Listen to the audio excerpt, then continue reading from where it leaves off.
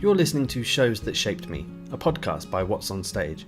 This week's guest is the founder and artistic director of Eclipse Theatre Company, the UK's foremost black-led national theatre production company. Recent touring productions include One Monkey Don't Stop No Show, Sizwe Banzi as Dead and A Raisin in the Sun. Last year, Eclipse announced the first UK tour to come out of Revolution Mix, their groundbreaking movement placing the black narrative at the heart of British theatre. Testament's Black Men Walking has received critical acclaim around the country and now runs at the Royal Court in London until the 7th of April. Here is Dawn Walton.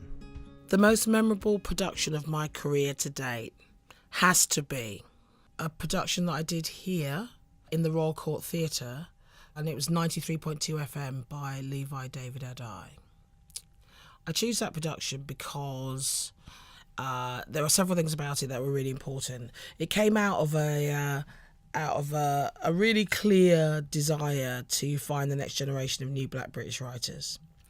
And having worked with those writers, so Ola Anamasharan came up with Critical Mass, and I helped him deliver Critical Mass, and in amongst them was this play.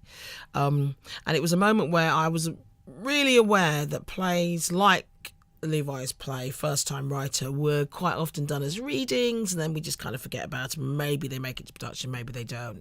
So I was really desperate for this play to be just done without being redrafted 20 times and all that stuff.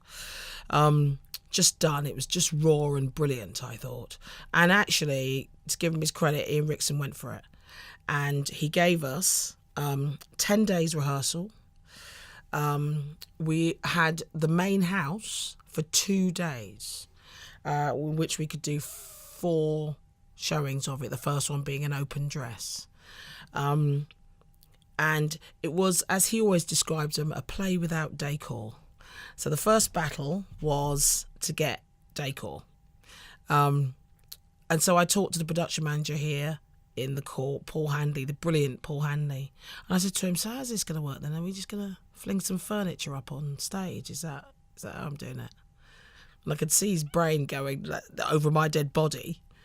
But there was literally no budget for it. So he went away, came back, and he said, if I could, not a designer, but if I could find a design consultant, let's say, who would it be? And I said, with it in a flash, I said it'd be Sucha Gilmore. So that was the beginning of something quite extraordinary. So she had a very small budget. She was only in a consultant. We had a production meeting. There was a very clear structure that needed to be made. It was a room. It's set in a community radio station. And there was a room, and featured as a character was a window.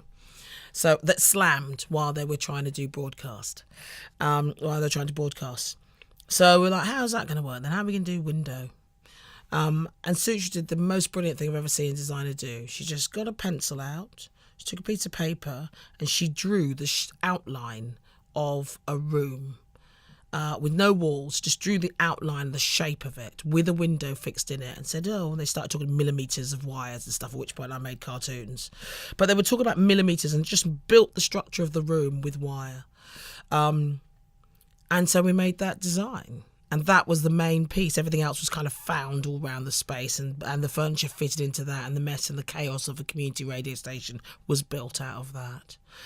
And then the second thing about that was audiences. 93.2 FM, as I say, is set in a community radio station. There was a brilliant woman working here at the time called Nina Linden. And Nina went out on Friday and Saturday night. She was in a Young Writers programme. She's now the director of Hackney Showroom.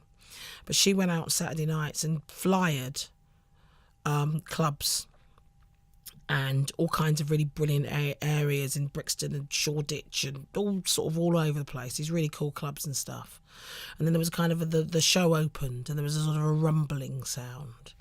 And then people arrived. People who had never been to this theatre before just turned up in droves. And it was a packed house of people that nobody in that building knew. And the response to the play was massive. People cheered and stamped their feet. It was awesome. And that's when I knew that I wanted that every single time I made a production. The most memorable production that I saw was right at the beginning of my kind of first steps into theatre. And I'm going to say Shakespeare. which is surprising to me. But I saw, I think in 1994, 95, I was at uni, definitely. I was at university, Goldsmith, studying drama and theatre arts. And we all went to see Hamlet at Hackney Empire with Ralph Fiennes. And it was an incredible experience. I'd never seen Hamlet. It was my first Hamlet. But it was a really extraordinary experience. I was in the gods. Actually, I never saw the ghost when the ghost appeared because I was in a bit where, I was in cheap seats. So I never actually saw the ghost. But what I saw was a packed Hackney Empire screaming their guts out when the ghost appeared, which was awesome. It was full of people passing super malt back and forth, crisps, popcorn, and we're all watching Hamlet. And there's kind of like real kind of apartheid in a sense. There was kind of like, there were sort of blue rints were down in their stalls, and then everybody else was all the way up in this great space. It was also the first time I'd ever been to Hackney Empire. I'd never been to the theatre before. I just thought it was the most exhilarating experience. People were cheering. We were all, by the time Hamlet died, people were weeping. We were weeping. We were all in it. And then when we left the theatre, Ralph Fiennes did a thing where he did that sort of that Bill and Ted thing of saying something and then pausing a couple of beats and saying not, which made me go back and read the text afterwards to see what that line was that he did it with. And when we left and we were all walking out afterwards, people were shouting at each other across the street going, "Did you just see that?" I was like, "Yeah, I did." And I go, "It was great, wasn't it?" And I go, "Yeah." So that, I think, is probably the best thing I saw. And it was at a brilliant time because I was just deciding to kind of get involved in theatre as a sort of young adult. I really had never, ever engaged in theatre properly before. And it was a pretty affirming moment. I think the production that I wish I'd seen was Boy by Leo Butler.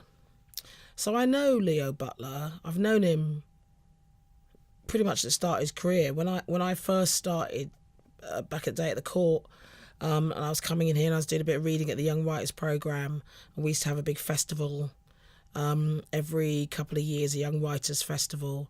Every couple of years there would be a band of us that would come in to read plays. And I remember one day somebody saying, "I found a play." And then Ian Rickson again saying, "I found a play." And they were both by Leo Butler. He'd put two plays in. So two people were very excited about that writer. And he's a writer I have great admiration for. He's also a Sheffield lad. And being based in Sheffield, I hold him in my heart a great deal while I'm up there. But he's he has an amazing ability to access the poetry and lyricism of a working class voice. And I love him for it. Everything he's ever written has that about him, that I've seen, that it has that about him. And everybody was just saying, "Dawn, do you see Boy?" And I just couldn't get there. I don't live in London anymore. I'm flying down and, visiting, and then it's family, all that kind of stuff. I just didn't get there. So who would I want to have, the person I'd want to have worked with? Yeah, I'm going to put forward the Black and Asian theatre companies of the 70s and the 80s who were touring across the UK in quite hostile times. Oh, nothing's changed.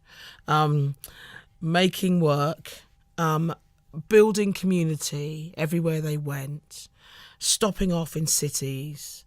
They're the people I look to, really, they're the shoulders I stand on with my own company, and who I look to, really, for inspiration. They were the ones who kind of opened up the ground to begin with of the possibility of black stories in this country. And they're the people that understood that actually the most important people in that exchange in theatre is actually the audiences. So they went out and met people and made community wherever they were, and found their own way, found their own roots across this quite closed institution. So It's not one person, it's lots of people, all the people that are involved in that network. That's who I want to put forward. Thank you for listening to Shows That Shaped Me, a podcast by WhatsOnStage. If you've enjoyed it, please don't forget to subscribe on iTunes so that you don't miss a single episode.